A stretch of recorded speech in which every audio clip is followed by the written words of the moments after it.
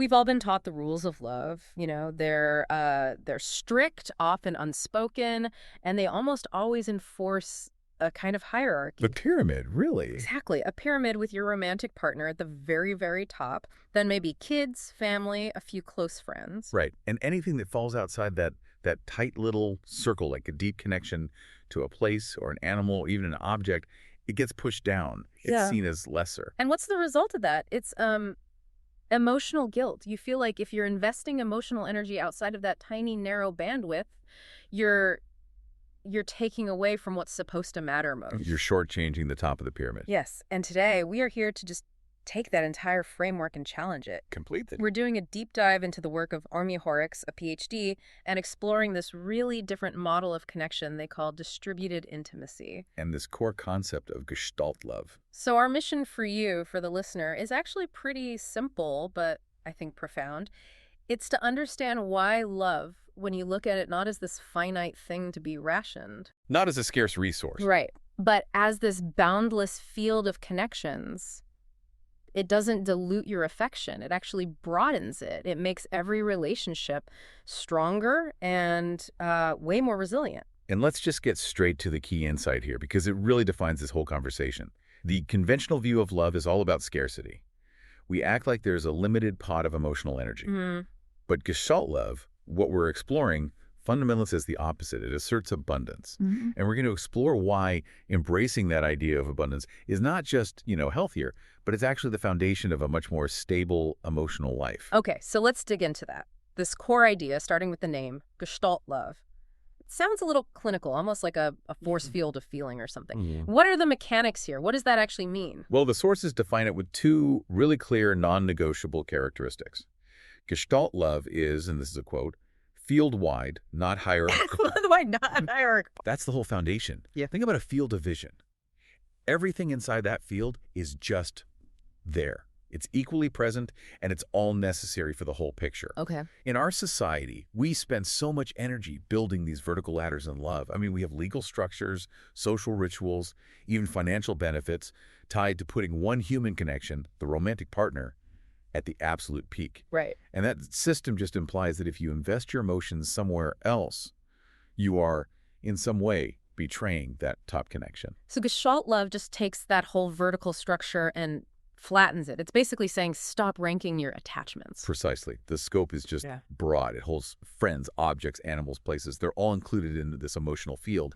And the critical part, the part that really pushes back on that idea of betrayal, is that it holds them all without competition. Oh. It completely reframes affection from a zero-sum game into more of a network effect. I get the theory, but I have to ask, doesn't that go against our lived experience sometimes? I mean, if my most intimate human relationship is, in theory, on the same level as my favorite spot by the ocean, or my dog, doesn't flattening the field kind of dilute the unique intensity of that main human connection? That is the natural question, for sure. It's the first hurdle when we challenge, centuries of social conditioning. And it's a really important one. Yeah. The source material argues that non-hierarchy doesn't mean sameness. It means non-competition. Loving your partner intensely is obviously a unique connection. It's defined by its specific depth, its reciprocity. But the love you have for, say, your favorite spot on a riverbank, that offers something totally different. Like what? Absolute calm, maybe. Continuity. Solitude. They're both vital sources of intimacy and emotional stability, but they're drawing from different wells. So because they offer different things, they aren't competing for the same resource slot in your heart. Exactly. They just contribute to the total field of warmth and connection. They're different dimensions of a really rich emotional ecosystem. I think the key shift there for anyone listening is realizing that this non-hierarchical structure actually liberates the emotional energy you invest. It gets rid of that feeling that if you deeply cherish a hobby or a project or your cat, that it's somehow taking away from your partner or your kids. It's an additive process. It's not a subtractive one. It's entirely additive. Yeah. And that shift leads us right into the mechanism that powers this whole framework. Okay, so this is where we get into the idea of resource management. Traditional relationship models, they really do treat the heart like this small, pressurized container. Right. But the sources, they draw a really sharp line between that scarce view and the expansive nature of Gestalt love. Absolutely. I mean, if the whole mechanism was driven by rationing or fear of loss, This just wouldn't be a sustainable model. Gestalt love is fundamentally defined by abundance. Abundance. And that perspective is so crucial because it implies that our emotional capacity is generative. The more you connect, the greater your capacity to connect actually becomes. So it's like a muscle. In a way, Yeah. yeah. And the sources connect this idea directly to dismantling these limiting social structures. They call it an explicit refusal of couple-centric scarcity. Wow. We are just trained to believe that the emotional needs of two people, or, a nuclear family, have to consume almost all of our available energy.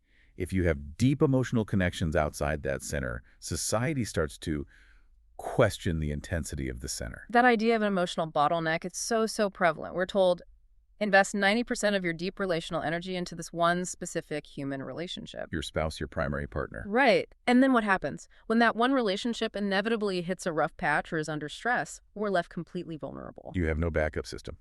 So let's talk about the payoff. If we refuse that scarcity model and embrace this idea that our capacity is abundant, what does the research say is the functional result? The result is defined as distributed resilient intimacy. Distributed resilient intimacy. Think of it like this.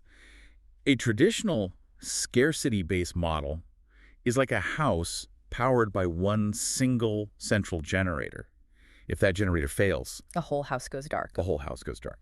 But distributed intimacy is more like a decentralized power grid. You've got multiple non-competing sources. You have solar panels on the roof, maybe some wind turbines, battery backups in the basement. So if one source is strained, let's say you have a big fight with your partner, or a friend isn't available, or, God forbid, a loved one passes away. The overall system of connection and stability stays online. It remains intact, the emotional weight is distributed, and that makes the whole system incredibly versatile and just strong, resilient. That makes this whole shift from a hierarchy to a field sound intensely practical. It's not just a nice theory. It's a survival mechanism. It really is. It means my love for my neighborhood, or the stability I get from my daily routine, the connection I feel to my pet. Those aren't just pleasant distractions. They are actual foundational parts of my emotional shock absorbers. They're anchors. And they allow the high-stakes human relationships to be more authentic, ironically, because they're not being asked to be everything to you. They don't have to carry 100% of the stability burden. Okay, but I have to challenge this one more time because I know this is where people are going to get stuck. We're talking about connecting to things that can't talk back or are inanimate. If you love your home, or you love a specific coffee mug or an object, people automatically jump to a conclusion about your human relationships. They assume there's a vacuum you're trying to fill. And that is the substitution myth. It is the major misconception that the source material tackles head-on. The common assumption is exactly that when someone talks about loving objects, animals, places, or ideas, they must be describing substitutions. Or worse. Or worse, yeah, compensation for something that's missing. Right. The source offers this incredibly visual, really memorable metaphor for how society frames this.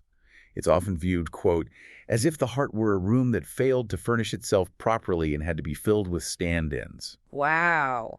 That image is potent. It really hits on that societal judgment we all internalize. Like, you're expected to furnish that room only with specific types of human furniture. Right. And anything else is just. It's cheap, it's disposable, or it's a sign you couldn't afford the real thing. A consolation prize. Yeah. But the author, Jaime Hoerricks, completely rejects that framing of deficit. They state it so clearly. This assumption of substitution or compensation has never matched my life. And that's the crucial distinction. It is. The love is primary, not compensatory. It suggests that a person with a thriving, complex network of human relationships can also have a deep, stabilizing bond with a favorite armchair or a specific park bench. One does not negate the validity of the other. The field is just full of diverse sources of comfort. So if I have a fantastic circle of friends and a loving partner, and I also deeply cherish my old car, that car isn't a poor substitute for a human I don't have. Not at all. It's just another piece of stability within my field. It is emotionally valid on its own. Absolutely. The love for that car might be tied to history, to ritual, to a specific sense of competence or freedom. Those are legitimate sources of emotional grounding that human relationships. They can't provide that, and they shouldn't be expected to. To make this really concrete, let's zoom in on the specific object that's mentioned in the source material, because I think it grounds this abstract idea in something ordinary, almost mundane. We're talking about the intimacy field extending to a plush bunny. Yes. And the source doesn't just say a toy. It emphasizes the specificity, because that's what creates the depth of intimacy. It's a plush bunny dressed in green and brown striped pajamas. With a small monkey patch on the front. Yes, exactly. So why is that level of detail so important to the argument? Because it shows that the object isn't loved generically. It's loved for its specific history, its texture, its permanence, the context where it provides comfort. This isn't just any stuffed animal. It's a specific, unique touchstone of stability. An object saturated with personal meaning. Yes.